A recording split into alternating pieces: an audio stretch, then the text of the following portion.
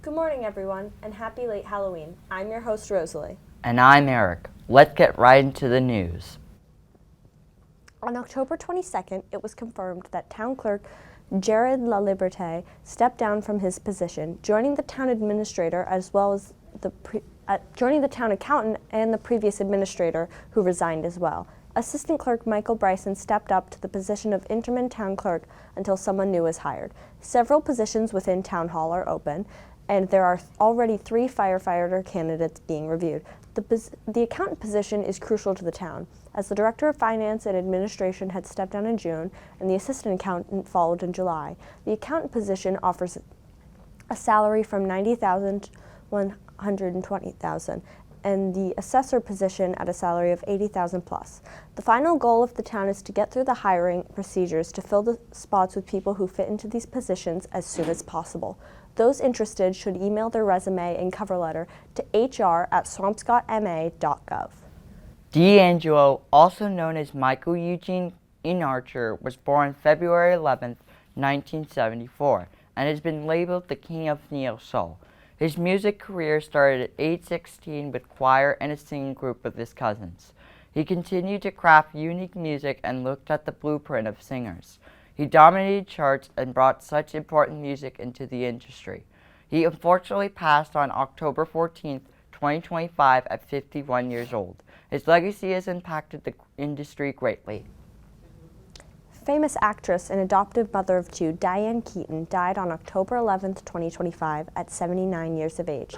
Some of her notable roles are in The Godfather, Something's Gotta Give, and Annie Hall, the last of which she won a BAFTA award for Best Actress in a Leading Role in 1978. She had 2 children named Dexter and Duke Keaton. Diane will be missed by family, friends, and many film fans alike. On October 19th at 9:30 a.m., the Louvre Museum was robbed by 4 suspects. The 4 assistants broke in wearing high-visibility vests as they were posing in as maintenance workers. Power tools were used to cut open the glass display cases. Natalie Goulet, a member of the French Senate Finance Committee, said, "We're all disappointed and angry. It is difficult to understand how it happened so easily. The items stolen were estimated to be worth 88 million euros or $102 million. The items stolen include a brooch called the Requirely brooch, a tiara and brooch that belonged to the wife of Napoleon III, an emerald necklace and earrings that belonged to Empress Marie Louise, and finally a tiara, necklace and single earring adorned with sapphire that belonged to Queen Marie Amelie. 2 of the 4 suspects were caught while attempting to flee the country, and although they haven't been named, their DNA was found at the crime scene. The 2 suspects are suspected because of their matching DNA samples and their past in organizing theft targeting jewelry stores. Even though 2 suspects are in custody, 2 still remain at large. The French police hope to find them and recover the stolen jewelry. Recently, Miami Heat guard Terry Rozier and Portland Trailblazers head coach Chauncey Billups have been arrested by the FBI and are under investigation for an alleged gambling scheme. Allegedly, they have been involved in a scheme with the mafia, which included the illegal usage of X-ray tables and rigging of high-stakes poker games, according to ESPN. Some of the charges they could be facing are wire fraud, money laundering, extortion, robbery, and illegal gambling. In a statement, FBI Director Kash Patel said, "The fraud is mind-boggling, a criminal enterprise that envelops both the NBA and La Cosa Nostra." Clippers head coach Ty Lue has spoken to Chauncey Billups since his arrest and has said Billups is really confident about the situation and continues to say, "I believe in Chauncey's character. I know who he is as a person. I've been with him since I was 17 years old, so it's just hard to see something like this happen. He has my love and my support as always." In the midst of this news, Shams Charania reported that Terry Rozier and Chauncey Billups are put on leave by the NBA due to their involvement in the mafia's gambling scheme. Pokemon Legends Zia, the latest entry in the series, released on October 16th to mixed reception. Metacritic gave it a generally unfavorable 4.4 out of 10, but other review sites gave it more positive reviews. According to Screen Rant, some players lament the $70 game's outdated graphics. missed opportunities, and uninteresting NPCs. However, others praised the combat system, calling it an improvement to the previous installments in the franchise, Scarlet and Violet. Overall, although fans were the happiest with the release of the game, people will continue to play and support the franchise. And now we will cut to our sports desk featuring Joey and Paul. Thanks, guys. As the Big Blue playoff season is underway with the end of the fall season, as Joey, let's talk about boys cross country to start. Boys cross country's had a great season thus far, being 5-0-1. They've been able to kind of always be on top of things, and reluctantly they just keep on winning, which is great to see. Absolutely. But unfortunately, as you did mention, that is just the boys varsity team, as the girls have pretty much just been the exact opposite, 1-0-5. Not doing too good their season. They actually haven't made it very far, not doing too much yet again. But we still are proud of the people who have been playing these sports, and along with all the other sports alike. What about volleyball, Paul? Let's talk about volleyball a little bit. On their last game on October 24th, they beat Chelsea, who scored 3-0 and pushed to a record of 15-0-7. And let's also talk about boys soccer a little bit, as they are 7-9-2, most recently playing Bishop Fenwick and losing 0-1, and that'll ultimately eliminate them from playoff contention, not being able to secure a top 32 spot, and that'll do it for them, which is unfortunate to see. But let's take a look at the roll-in.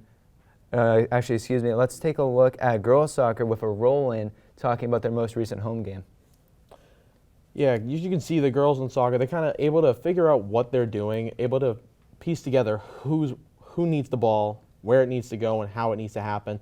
Crazy shot there, as you saw. Honestly, it just went so far over the goalie's head, they had no clue. Taking a penalty here, no problem there. Girls soccer being able to take care of business against Winthrop at home with a absolutely stunning performance. Great performance by Greta Sifkin. It was also a corner taken by Sifkin, finishing the game with a goal and assist. And one more goal, I believe, to finish it off 5-0 with a final score. And let's talk about girls soccer a little bit, as they do have a playoff game here tonight, and that will be against Quabbin later, 4 p.m. at home. Catch the action on Swampscott Big Blue Athletics to see how they do. And we're looking forward to them and wishing them the best of luck. And let's talk about football a little bit, Joey. Everyone loves to talk about football. Yeah, football's doing pretty great. They actually have made it into the playoffs. Absolutely. They're playing one of their first games later on this week, I do believe. It is unfortunately not a home game. I believe they need a win against the team they're playing against. Single elimination there. Finishing at a home record of 4-0, undefeated, taking care of business at home with their most recent home win against Salem. Let's take a look at that roll-in. It was just a great game to see, as we see a handoff to Will Bush. Bush taking care of business untouched in the end zone to get the opening touchdown for the Big Blue.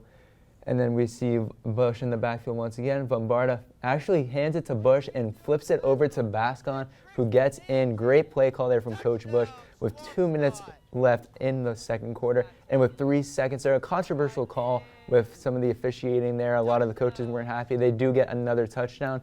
As we see Bombarda, this is a very heavy rain game. Hands it off to Bush, who will get his second touchdown of the game. And the conditions there definitely made it a lot trickier. In the rain, couldn't get a lot of passes off as it was absolutely pouring. Yeah, the ground is slippery, the ball is wet. It's really hard to just kind of stay with your plays and actually hold on to the ball whatsoever. So it's exciting to see. Bush complete his hat trick there with that last touchdown at the end. As let's also talk about Co-Ed Unified Basketball. Co-Ed Unified Basketball is a club that meets on Thursdays for practice in the Swampscott High School gymnasium. Miss Emily Borden runs the club. The club is made up of students from the Discovery Learning Center, commonly known as DLC and Discovery Point. Johan Gallagher, a student in DLC and in the Co-Ed Unified Basketball team, says, quote, "It's important to have after-school activities and bond with classmates from DLC and Discovery Point. There have been 3 games this season against Triton, Salem, and Saugus. There is one more game tonight against Linfield." And let's also talk about field hockey. They were just eliminated by Watertown on October 29th. 7 wins, 10 losses, and 2 ties is what they finished with. It was a great season by them, and we wish them luck again next year, as that'll do it for us here at Sports. Back to the news desk. Last Friday, at our special Halloween-themed X-Mic, an important announcement was made regarding the theme of our upcoming school homecoming. The theme was revealed. The theme of the event was revealed. It was revealed to be a starry night in Hollywood, and we hope that everyone shows up and participates with the theme. Hope to see you all there. But recently, many large horror franchises has begun to kick back up, and with some new shows and movies. Black Phone 2 released on October 17th, 2025, and ending up slamming the goal in the box office. The first film had a budget of $18 million, but Black Phone 2 had a budget of $30 million. So far, the movie has grossed over $80 million globally and continues to make more. The directors and film producers plan on making a third with a release set for late 2026. Another horror icon who's making their way back into the media is Stephen King's It, Welcome to Derry, has been raved amongst viewers just after the first episode released. It's a show that's a prequel to the movies, taking place shortly before the original film.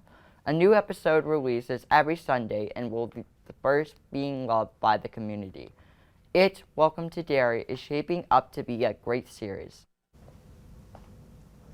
Now we cut to a special roll-in where we interviewed some of our fellow students as to what they wore for Halloween. Hi, I'm Ezio Auditore de Firenze.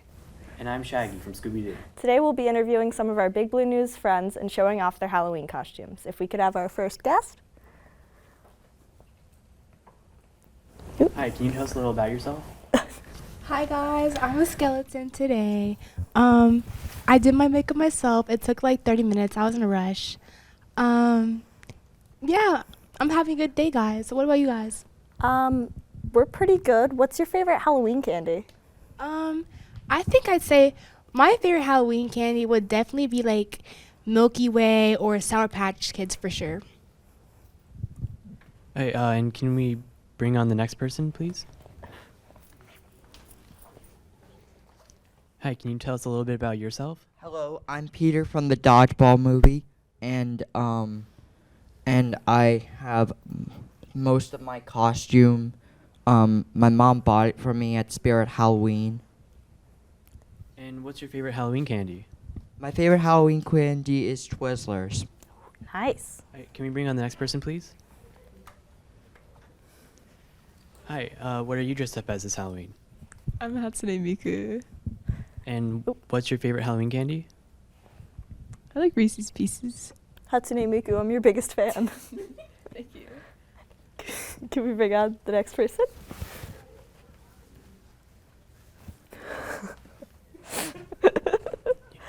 Hello. Hi. Hi.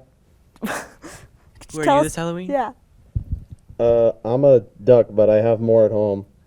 What do you mean by more at home? What is the rest of this? So the rest of my costume is a giraffe onesie from head to toe, and I was just gonna put a duck head on top of it. I thought it'd look kind of funny. That would look pretty funny. So, what's your favorite Halloween candy? Sorry, it's kind of hard to see in this. I like Twix and 100 Grands and root beer barrels. Nice, nice. Those are pretty good. All right, thank you. Thank you.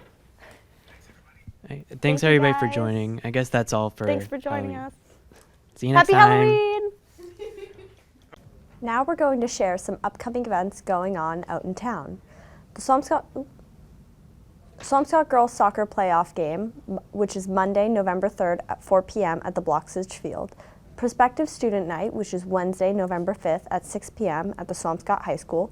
The Varsity Football Playoff Game versus Archbishop, Friday, November 7th at 7 p.m., which is at Archbishop. SHS Homecoming Theme, Starry Night in Hollywood. Swampscott Homecoming, with the theme being Starry Night in Hollywood, is on Friday, November 21st at the Swampscott High School. There's a Veterans Breakfast Tuesday, November 11th at 9 a.m. at the Swampscott Senior Center. There's a Veterans Day ceremony Tuesday, November 11th at 11 a.m. at the Swampscott Senior Center. We thank you for joining us on this episode of Big Blue News. Tune in to our next show and be sure to like and subscribe. See you next time.